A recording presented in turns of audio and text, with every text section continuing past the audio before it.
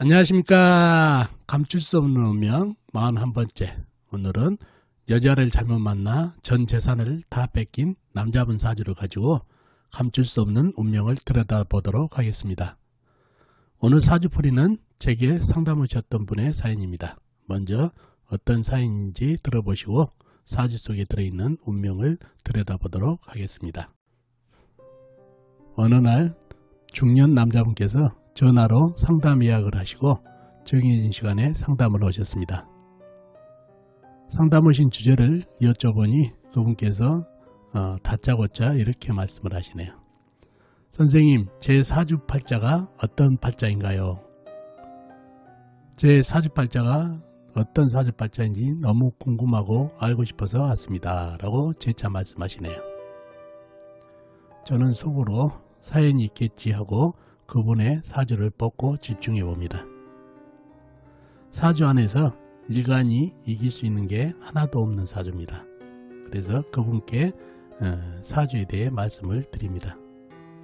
선생님 사주는 선생님이 온통 당하는 형국입니다. 즉 사주의 사방팔방에 있는 패거리들이 나를 공격하는 형국입니다. 그러니 자식덕이 없고 처덕도 없는 사주입니다. 특히 이런 경우에는 처를 잘 만나야 조금씩 실마리가 퍼지실 텐데 사주 안에 처가 너무 강해 온기가 너무 강하니 이성은 배우자운 부부운이 너무 안 좋네요 라고 말씀드렸더니 그분께서 한숨을 쉬시면서 말씀하십니다. 선생님, 그게 사주에 나오는 거군요. 죄송합니다. 선생님, 제가 제 팔자가 하도 기구에 다짜고짜 제 팔자가 어떤지 물어봤습니다. 선생님, 제가 여자를 잘못 만나 의도적인 업무에 휘말려 재물을 많이 잃고 심지어 소송까지 당해 전 재산을 거의 뺏기다시피 했습니다. 거기에 자식들까지 가세에 한통속이 되니 제가 이길 수가 없어 억울하게 당하니 여자를 잘못 만나 재산은 잃고 자식까지 잃었습니다. 그러니 제 팔자가 기구에 선생님께 제 운명을 알고 싶어 이렇게 왔습니다. 라고 하소연하시네요. 자, 그럼 이분 사주에서 어떤 것을 보고 저는 처를 잘 만나야 된다고 했는지 여러분과 같이 사주를 풀어보면서 사주 속에 감춰진 운명을 같이 찾아보도록 하겠습니다. 자, 이 사주가 제게 상담 왔던 분 사주가 되겠네요. 사주에 내 편이 하나 없고 전부 나를 공경하는 패거리들만 있어 처덕 자식복이 없다고 했던 사주가 되겠습니다. 한번 보실까요? 무술년 정사월 신해일 무술시 태어나신 남자분이시네요. 무술년생이시면 58년생이시죠. 58년생이시면 올해 2019년도에 62살이 되시는 남자분이 되겠습니다. 자, 사주를 파악하기 위해서 오행의 분포부터 알아볼까요? 본인이 신금 작은 쇠로 태어났네요. 연간의 무토는 큰 흙 광활한 대지죠. 그러면 이 무토도 큰 흙 광활한 대지. 그 다음에 연지의 술토 역시 큰 흙 광활한 대지. 그러면 이 술토도 큰 흙 광활한 대지가 되겠죠. 그리고 정화는 작은 불, 사화는 큰 불, 해수는 호수같이 큰 물, 바다같이 큰 물. 이렇게 오행이 형성되어 있네요. 오행 중에서 상당히 흙기운이 좀 많은 것 같죠. 그런 형국이고 사주 내에 보이지 않는 게 나무하고 쇠가 안 보이죠. 그죠? 나무는 지장간 해수 안에 간목이 함장되어 있죠. 그 다음에 쇠는 술토 안에 작은 쇠 신금, 그 다음에 사화 안에 경금 이렇게 지장간에 함장되어 있네요. 자, 육침도 한번 알아볼까요? 무토는 나를 생이준 오행으로 음양이 다르니까 정인. 그러면 이 무토도 정인이 되겠죠. 그 다음에 술토 역시 나를 생이준 오행으로 음양이 다르니까 정인. 그러면 이 술토도 정인이 되겠죠. 자, 정화는 나를 극한 오행으로 음양이 같으니까 편관. 사화 역시 나를 극한 오행, 이거는 음양이 다르니까 정관. 해수는 내가 생겨진 오행으로 음양이 다르니까 상관. 이렇게 육진이 형성되어 있네요. 인성이 좀 많죠. 사주에 아까 흙이 많다고 그랬으니까 자, 사주 지장간에만 있는 나무는 내가 극한 오행으로 재성이 되겠네요. 그리고 쇠는 나하고 같은 오행이니까 비겁이 되겠네요. 비응겁제.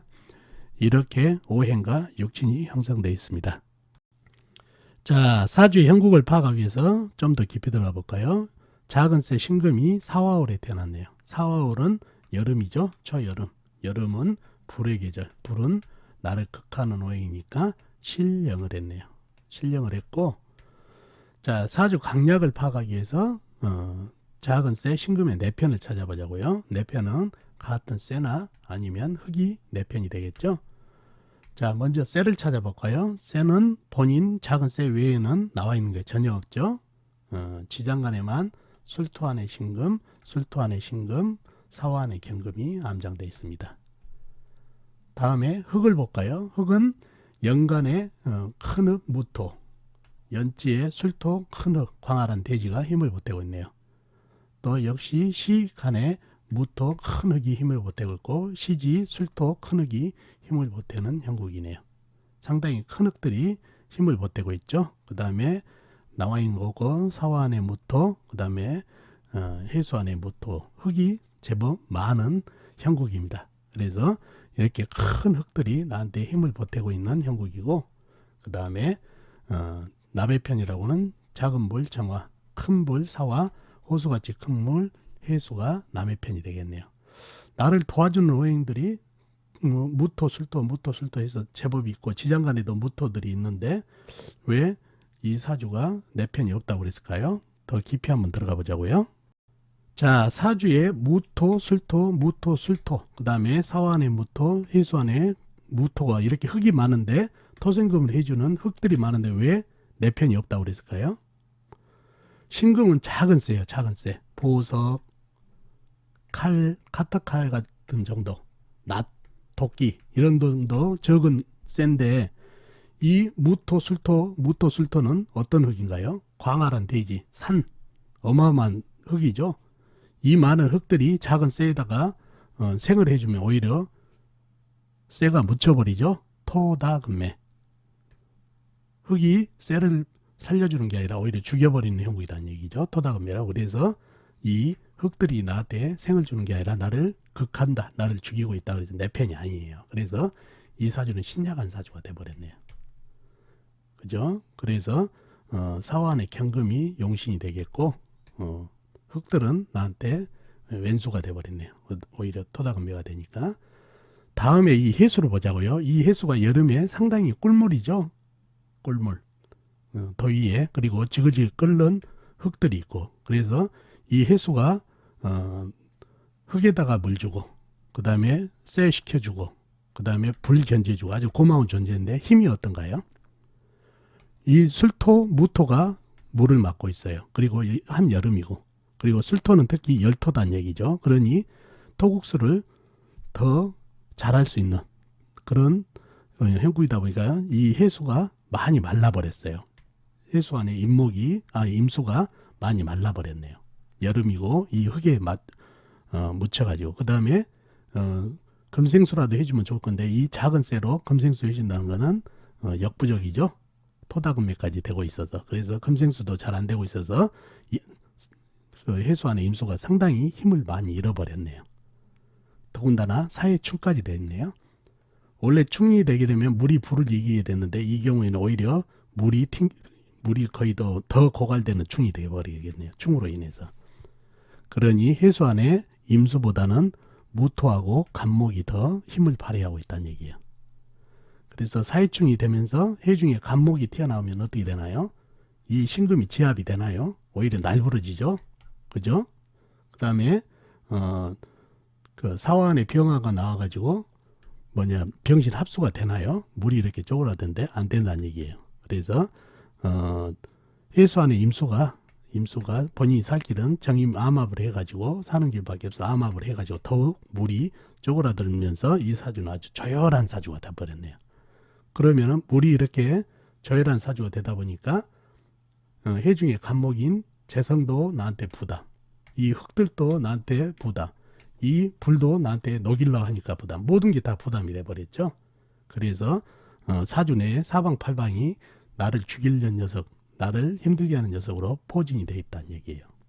그래서 자식덕, 불이 자식이죠. 이거 관성이니까 자식덕도 없고, 이 인성이죠. 이게 인덕이고 또 어렸을 때는 부모덕이 되는데 부모덕도 약하고, 그 다음에 해중의 간목이 너무나도 부담되죠. 그러니 처덕이 떨어지는 그런 사주라고 제가 읽고 말씀을 드렸던 사주가 됐어요.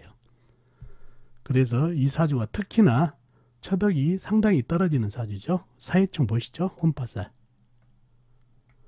혼인이 깨진다는 살. 그 다음에 이해수가 상처살이죠. 이러한 기운. 그 다음에 간목이 상당히 나한테 부담이 되는 그런 무서운 무시무시 날부러지죠. 간목 그거 하려다가 이런 형국을 봐가지고 처덕이 이성 배우자운이 너무 강하고 약하다는 말씀을 드렸다는 얘기죠. 그래서 이분이 결국 말씀하시기는 여자를 잘못 만나가지고 가지고 있던 재산을 다 뺏겨버린 그런 사주가 됐고, 더군다나 자식까지 가세를 해버렸다는 얘기죠. 관이 내 편이 아니니까 나한테 기신이 되니까, 더군다나 소송으로 뺏겨버렸다는 얘기죠. 소송, 관제성, 불이 나한테 상당히 부담스러운 존재다 보니까 불은 관으로서 자식도 되지만 이게 소송, 관제수 조심이죠. 관제를 소송을 하더라도 이길 수 없는 형국이 돼버렸죠. 참 모든 게 이런 사주 내에서 내 편이 하나도 없는, 사환에 경금이 있어가지고 나한테 보탬이 되기는 하지만 이 열기에 경금이 줄줄 넣고 있어서 도움이 별로 안 되는 그런 형국이다 보니까 더더욱 인생 풍파가 있었다는 얘기예요. 그래서 이 사해충 그 다음에 상처살도 보여가지고 철을 잘 만나야 실마리가 풀리다는 얘기도 드렸던 그런 사주가 되겠습니다. 자, 이렇게 사주 내에 내 편이 없는 기구한 운명도 있다는 얘기죠. 자, 어떻습니까? 오늘 사주풀이 도움이 되셨나요? 도움이 되셨으면 좋겠습니다. 다음 시간에 뵙도록 하겠습니다. 안녕히 계세요.